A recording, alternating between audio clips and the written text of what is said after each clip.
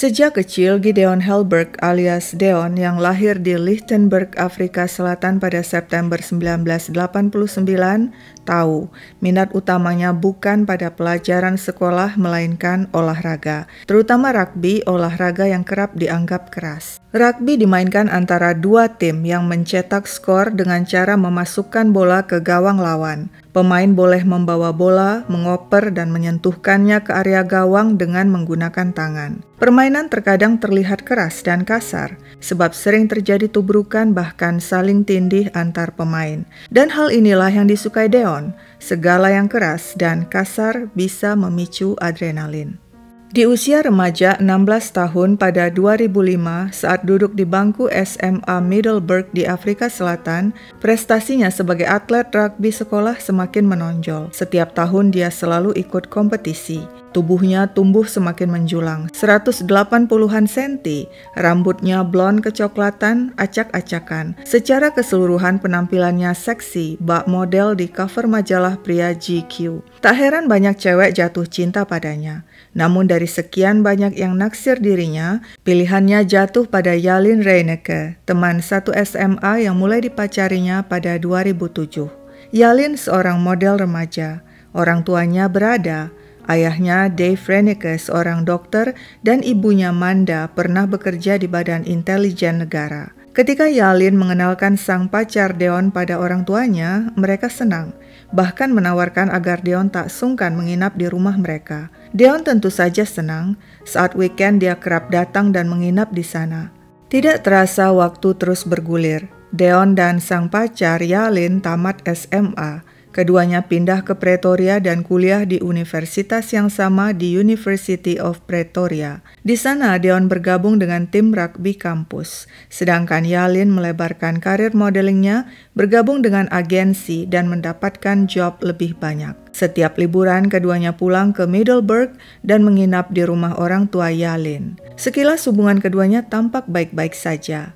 Namun sesungguhnya Yalin tidak tahu, Deon menyimpan kebohongan besar. Sejak awal mereka berpacaran, Deon telah berselingkuh dengan Tani. Bercinta dengan Tani sangat menggairahkan. Tani begitu berpengalaman di atas ranjang dan bisa mengimbangi birahi muda Deon yang menggebu-gebu. Namun sayangnya Deon tidak selalu bisa bertemu Tani. Sebagai gantinya mereka sering ber-SMS mesra bahkan berkirim surat cinta. Sementara itu hubungan Deon dan Yalin tetap berlangsung dan sudah mencapai 2 tahun.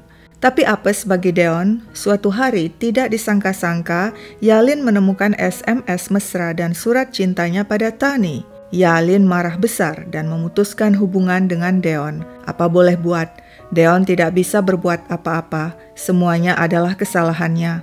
Kandas sudah kisah cintanya dengan si cantik Yalin. Tapi tak mengapa sebab Deon masih punya Tani yang setia menghangatkan ranjangnya. Namun hubungan keduanya juga tidak mulus. Terlebih setelah Deon bergabung dengan klub pro rugby Blue Bulls. Semakin hari dirinya bertambah sibuk dengan kegiatan sebagai atlet rugby yang menguras waktu dan energi, dipenuhi latihan rutin dan pertandingan-pertandingan yang sudah terjadwal.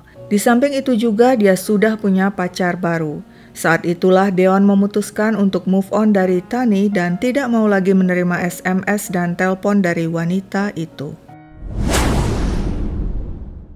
Setiap hari Tani gusar, pikirannya hanya tertuju pada Deon. Dia tidak bisa melupakan kebersamaan mereka ketika bercinta penuh gairah. Dia ingin selalu dekat dengan Deon. Ketika pertama kali bertemu Deon pada 2007, Tani langsung terpesona melihat ketampanan sang atlet rugby, seorang pemuda dengan gaya rada urakan dan seksi. Tani merasa ada gairah baru yang bangkit di dirinya. Wanita itu berdebar-debar setiap kali berada di dekat Deon. Ingin rasanya setiap hari dia bertemu dengannya. Betapa bahagia Tani saat dirinya tahu Deon pun tertarik padanya. Awalnya mereka saling goda lewat SMS, setelah itu mereka bertemu di sebuah penginapan di pinggiran kota Pretoria. Di sanalah pertama kali mereka bercinta. Dan sejak saat itu, di pikiran Tani hanya dipenuhi Deon dan Deon. Dia tidak peduli meskipun tahu Deon sudah punya pacar Yalin. Demi cintanya pada Deon, Tani rela melakukan apapun. Dia tidak hanya melayaninya di ranjang, namun juga memberi pemuda itu uang karena Deon masih muda, tak punya banyak uang. Tani membelikannya berbagai barang, juga mentraktir makan Deon dan teman-temannya usai bertanding rugby, bahkan membelikan sang atlet perkasa sebuah mobil. Tapi mengapa lambat laun Deon mulai menjauhinya? Apakah Deon sudah bosan padanya? Atau tidak membutuhkannya lagi, mentang-mentang pemuda itu sudah bergabung dengan klub rugby profesional? Deon tidak lagi mau membalas SMS dan teleponnya. Tani sedih, marah, rindu dan dendam, semuanya campur aduk. Deon benar-benar tidak tahu diri. Bahkan kini kabarnya pemuda itu sudah punya kekasih baru. Tani merasa serupa butiran debu tak berarti yang ditepis begitu saja dari bahu Deon. Padahal menurut Tani, selama ini dia punya andil besar dalam kesuksesan karir Deon sebagai atlet rugby. Dia senantiasa memberi semangat dan menyediakan kebutuhannya. Setiap hari murka Tani menumpuk, hingga dirinya tiba di satu titik. Dia harus melakukan sesuatu. Jika dirinya tidak bisa memiliki Deon, maka tak seorang pun boleh mendapatkannya. Tani pun mendatangi sebuah bar yang dikenal sebagai tempat berkumpulnya manusia-manusia malam yang nekat. Dia dekati dua pria, mengajak mereka ngobrol dan minum-minum. Tani lalu berkata, "Maukah kalian melakukan sesuatu untukku? Imbalannya besar loh." Kedua pria itu tampaknya tertarik. "Melakukan apa?" tanya mereka. "Membunuh seorang pemuda. Jika berhasil, bayarannya 200 juta rupiah plus rumah untuk kalian masing-masing." Kedua pria kaget. Mereka menolak, tapi Tani memaksa dan meyakinkan mereka untuk melakukan hal itu. Wanita itu lalu memberikan data-data target. Namanya Deon Helberg, seorang atlet rugby tinggal di Pretoria. "Kalau bisa, sekalian bunuh juga pacarnya," perintah Tani. Namun setelah ditunggu-tunggu, para eksekutor tidak juga melakukan aksi mereka. Tani yang gelisah sekaligus marah menanyakan, tapi kedua eksekutor berkilah dan memberi alasan macam-macam, hingga bikin Tani marah dan mengancam. "Kalian jangan main-main padaku, aku punya ilmu hitam yang bisa bikin hidup kalian susah." Beberapa waktu berlalu dan akhirnya pada November 2010, Tani mendapat kabar baik dari eksekutor. Tugas tuntas sudah, Deon Helberg telah mati. Mereka kirimkan bukti berupa foto kepada Tani. Tani tersenyum puas melihat foto itu. Deon yang berkaos putih dan bercelana panjang jeans terkapar di trotoar bersimbah darah, tewas ditembak. Ini adalah hari terbaik dalam hidup Tani. Dendamnya terbalaskan sudah. Pemuda yang mengenakan kaos putih dan bercelana jeans itu terkapar di trotoar bersimbah darah. Tewaskah dia? Tidak, dia bangkit, segar bugar, dan dia adalah Deon Helberg, si atlet rugby. Dirinya dikelilingi polisi yang membantunya mengatur semuanya supaya dirinya terlihat tewas. Polisi bahkan menumpahkan darah buatan di sekujur bajunya agar saat difoto, Deon terlihat tewas bersimbah darah ditembak senpi oleh eksekutor. Nah, kini saatnya polisi harus meringkus Tani yang jadi dalang di balik rencana pembunuhan Deon. Polisi lalu memerintahkan eksekutor untuk mengirimkan foto Deon yang bersimbah darah kepada Tani sebagai bukti pemuda itu telah tewas. Setelah itu, ajak Tani bertemu di suatu tempat untuk memberikan pembayaran. Perintah polisi pada eksekutor. Eksekutor menuruti dan mengirimkan foto tewasnya Deon kepada Tani. Mereka berjanji bertemu di sebuah pusat perbelanjaan di Pretoria untuk urusan pembayaran. Sementara itu, Tani yang puas dengan tugas eksekutor segera menyiapkan uang dan datang menemui mereka di lokasi yang telah disepakati untuk menyerahkan imbalan. Saat itulah mendadak polisi muncul dan meringkus Tani. Wanita itu syok. Polisi mengatakan Tani adalah dalang yang merencanakan pembunuhan Deon Helberg. Hilang sudah senyuman wanita berusia 47 tahun itu. Baru kemudian dia tahu dirinya telah dijebak dengan foto rekayasa tewasnya Deon. Deon tidak mati, pemuda itu masih hidup dan segar bugar. Ini adalah kasus sensasional di Afrika Selatan, menyedot perhatian masyarakat dan diberitakan media secara luas sebab kejadiannya sangat aneh, penuh skandal, dan juga melibatkan atlet rugby yang cukup dikenal. Yang paling mengagetkan, ternyata si dalang Tani adalah Manda Reineke, ibu kandung Yalin, mantan pacar Deon.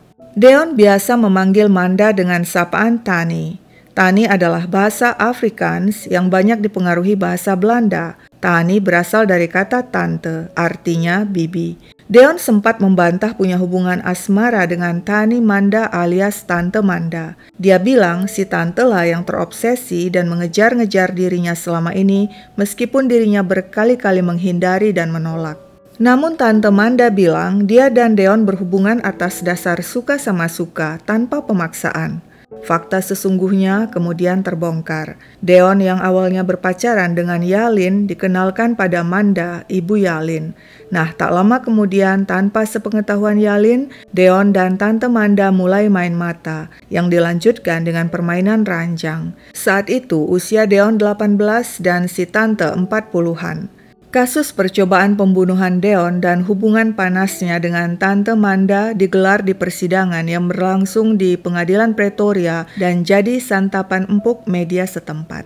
Deon mengaku pertama kali berhubungan intim dengan Tante Manda pada 2007 di sebuah penginapan di pinggir kota Pretoria. Saat itu dia memang punya fantasi berhubungan seks dengan wanita lebih tua. Namun setelah hubungan seks pertama itu, Deon merasa bersalah dan ingin mengakhiri hubungannya dengan si tante. Tapi si tante tidak terima dan mengancam, jika Deon menyudahi hubungan mereka, maka si tante akan bongkar rahasia mereka ke Yalin. Menurut Deon, hal itu bikin dirinya takut hingga akhirnya tetap melanjutkan hubungan dengan Tante Manda. Namun hal tersebut dibantah Tante Manda yang mengatakan dia tidak pernah mengancam atau memaksa Deon melakukan apapun. Menurut si tante, dia sering memberi Deon hadiah, mentraktirnya dan teman-temannya makan, bahkan membelikannya mobil. Namun ketika Deon sudah mulai punya penghasilan cukup dari karirnya sebagai atlet rugby, pemuda itu mulai menjauh dan bahkan mengembalikan mobil yang dibelikan si tante. Deon membenarkan tante memang banyak memberinya berbagai hadiah dan barang, tapi dia tidak pernah meminta. Sebaliknya si tante lah yang berinisiatif memberikan. Menurut Deon, dirinya risih dan merasa terganggu sebab tante terobsesi dengannya. Wanita itu selalu ingin mengontrolnya, menghubunginya dengan segala cara dan cemburu pada teman-teman wanitanya. Pernah suatu kali Tante Manda menawarkan memperbaiki HP Deon. Tanpa curiga, Deon pun memberikan HP-nya pada Manda. Tapi kemudian si tante malah memberikannya HP baru karena menurutnya HP lamanya sudah rusak dan tak bisa diperbaiki. Ternyata hal itu hanya tipu-tipu si tante untuk bisa mendapatkan HP lama Deon dan mengaksesnya. Lewat HP itulah, si tante kemudian meneror teman-teman wanita Deon dengan mengirimi mereka SMS vulgar. Deon itu suka main gila sana-sini. Sebaiknya kalian jauhi dia karena dia sepertinya mengidap HIV. Deon tentu saja marah, tapi Tante Manda tidak mundur. Suatu hari Deon menerima kiriman paket isinya baju kaos Deon yang telah dicabik-cabik. Si pengirimnya tentu saja Tante Manda. Deon yang tidak kuat lagi dengan tingkah si tante akhirnya mengadu pada orang tuanya. Lalu bersama ayahnya, Deon menemui Dr. Dave Reineke, suami Tante Manda, dan mengadukan kelakuan gila si tante. Dr. Dave terkejut dan segera memperingatkan istrinya agar jangan lagi mengganggu Deon. Jika tidak, kuceraikan kau, ancamnya. Tapi Manda malah menantang. Kalau begitu, ceraikan saja aku. Dan mudah ditebak, akhirnya Tante Manda dan Dr. Dave pun bercerai. Obsesi tante pada Deon semakin menggila. Dia membombardir Deon dengan SMS dan telepon, namun Deon tidak pernah menjawab telepon serta membaca SMS si tante dan langsung menghapusnya. Merasa dicuekin, tante murka. Dia merasa dicampakkan begitu saja oleh Deon. Saatnya untuk balas dendam. Manda pun menyewa jasa eksekutor untuk menghabisi Deon. Tapi sial bagi si tante, eksekutor malah berubah pikiran.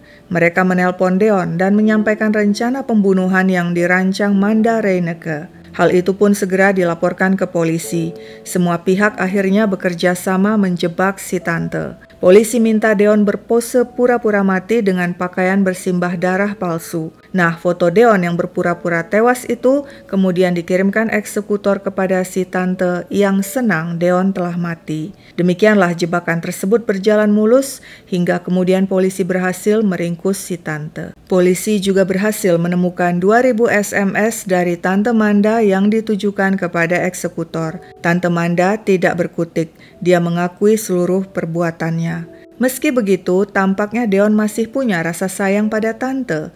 Di persidangan, pemuda itu lewat pengacaranya mengatakan memaafkan si tante dan tidak ingin wanita itu berakhir di balik bui.